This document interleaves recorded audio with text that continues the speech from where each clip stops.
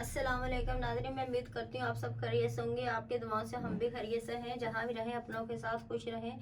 आज हम बनाना बता रहे हैं अजवाइन की सकाई करनी।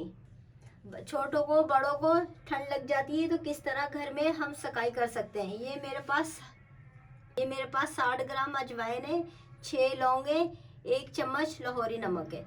इनको तमाम चीज़ों को डाल के हम गर्म करेंगे।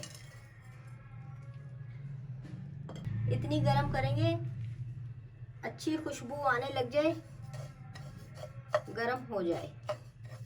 नाजरीन, ये 2 मिनट हो गए, हमारी अजवाइन गर्म हो चुकी है, इसमें खुशबू आने लग गई है। अब इसकी हम पोटली बनाएंगे। नाजरीन, ये हमने अजवाइन गर्म कर ली है, अजवाइन, नमक और लौंग, और ये हमने अब हम इसकी पोटली बना रहे हैं। ये देखिए, ये मेरे 20 इंच का कपड़ा काट के रखा है, जो यखनी के लिए इस्तेमाल करते हैं वो वाला कपड़ा है। अगर आपके पास इससे मोटा कपड़ा है थोड़ा, वो भी आप इस्तेमाल कर सकते हैं।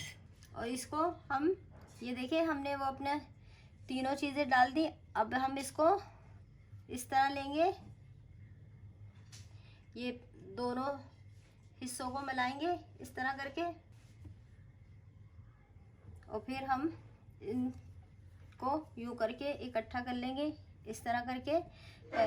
और फिर हम, ये देखें, ये हमारी पोटली है, और इस तरह उंगली में ये। नाजरीन, अगर किसी के जोड़ों में दर्द हो रहा है, सीने में तकलीफ हो रही है, नज़ले खांसी का बहुत ज़्यादा है, तो आप सीने में आगे पीछे इससे आप सकाई करें। और जिस्म के किसी हिस्से में भी आपको दर्द हो रहा है, ये गर्म करके आप सकाई करें तो आपको इस चीज़ से फ़ायदा होगा। वही मैं आपको बात बोल रही हूँ, इस चीज़ आपने थोड़ी सी चीज़ों की एहतियात करनी।